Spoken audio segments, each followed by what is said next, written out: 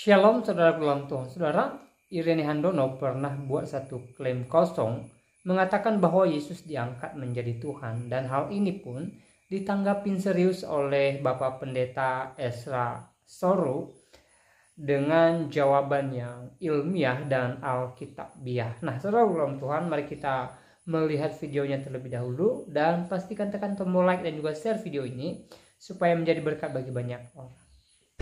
Saya katakan, Pater, menurut semua literatur yang saya pelajari dan kuliah yang saya terima, Yesus yang oleh umat Islam disebut Nabi Isa alaihissalam, ternyata Yesus itu untuk pertama kalinya dilantik menjadi seorang Tuhan. Peristiwa itu baru terjadi pada tahun 325 Masehi. Jadi sebelum tahun 325 Masehi, Yesus belum jadi Tuhan. Yang melantik Yesus jadi Tuhan siapa? Yang melantik Yesus jadi Tuhan adalah seorang raja Romawi, yaitu Konstantin. Pelantikannya terjadi dalam rangka sebuah konsili. Konsili ini bahasa Latin Romawi, artinya adalah konferensi, atau istilah kita yang lain adalah muktamar. Terjadi di kota Nizea, maka disebut konsili Nizea tahun 325 Masehi. Ini untuk pertama kalinya Yesus jadi Tuhan. Jadi sebelum itu dia belum jadi Tuhan. Dan berikut adalah tanggapan ilmiah dan alkitabiah dari Bapak Pendeta Ezra Soro. Yesus diangkat jadi Tuhan tahun 325. Mengapa disebut 325? Karena tahun 325 itu ada konsili Nisea. Nah, tudingan model begini itu seringkali dilakukan oleh orang-orang yang anti keilahian Yesus. Misalnya adalah orang Islam seperti Zakir Naik, ya. Terus itu mualaf dari Katolik itu yang namanya Irene Handono, itu sama, ya.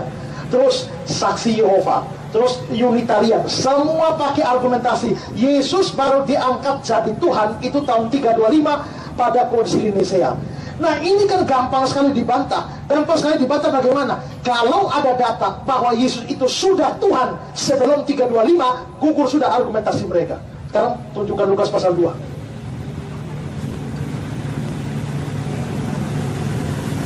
Lukas 2 ayat 11.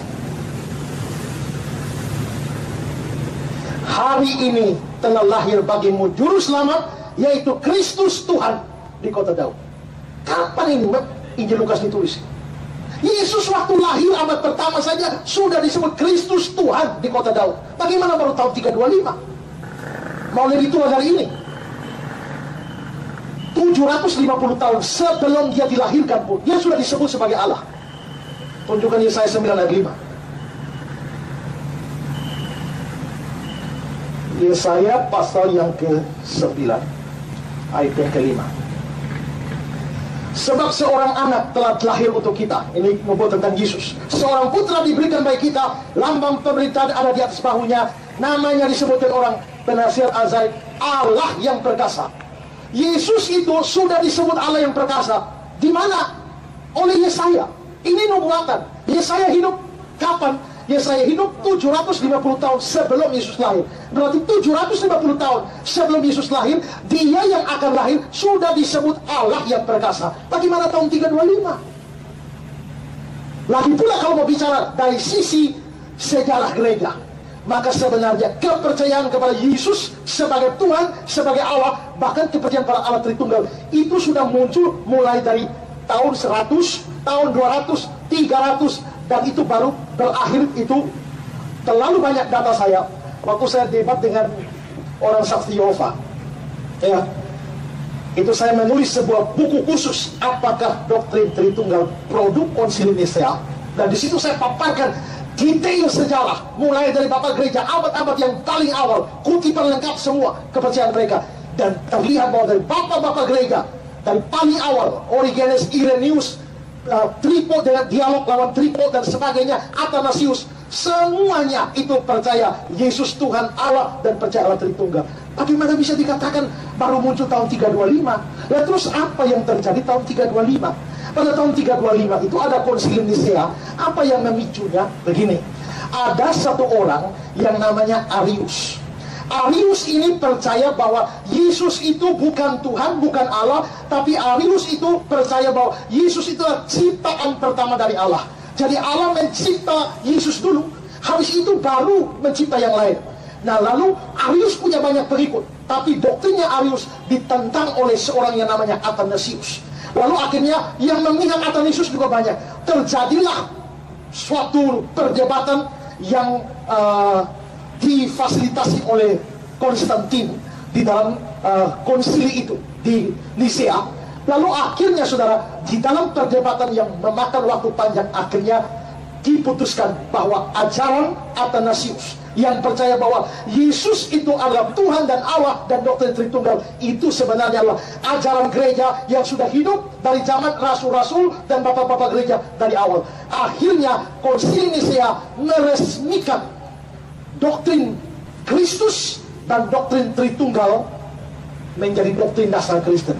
Jadi bukan baru muncul dari konsili Nisea, tapi itu diresmikan. Tapi munculnya itu sudah sejak dari awal, dan ini diresmikan menjadi doktrin resmi gereja. Akhirnya Arius itu dianggap sebagai bidat. Lalu akhirnya karena kekuasaan Roma mulai mengejar Arius dan segala pengikutnya dikejar, dibasmi.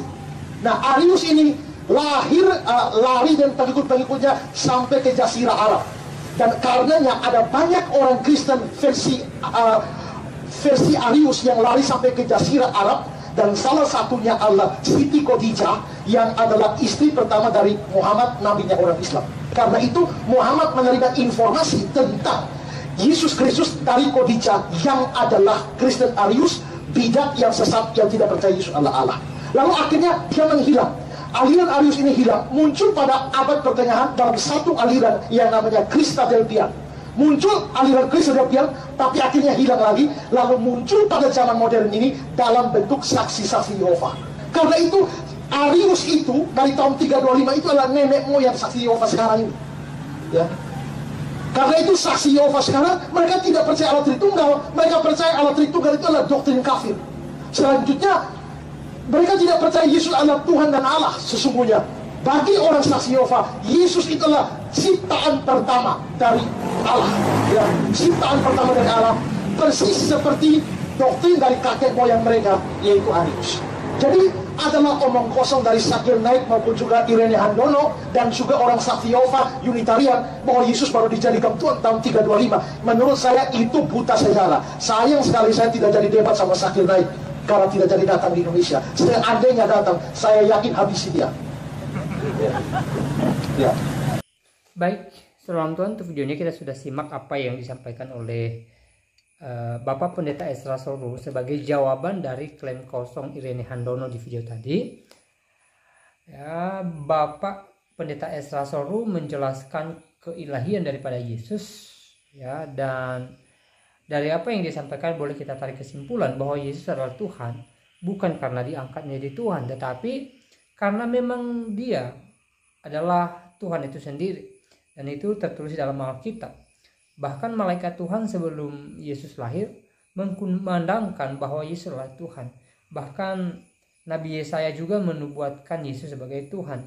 Dan beberapa ayat tadi disampaikan oleh Bapak Pendeta Ezra Soru yang membuktikan bahwa Yesus adalah yang ilahi yang datang dari sorga. Nah, saudara Tuhan, semoga apa yang disampaikan oleh beliau menjadi berkat bagi kita, menguatkan iman kita, dan juga menjadi jawaban bagi klaim kosong Irene Handono. Nah, saudara Tuhan, selebihnya silahkan tulis tanggapan saudara di kolom komentar. Tuliskan tanggapan yang baik, yang positif, terutama tanggapan yang memuliakan Tuhan. Dan kiranya Tuhan Yesus memberkati kita semua.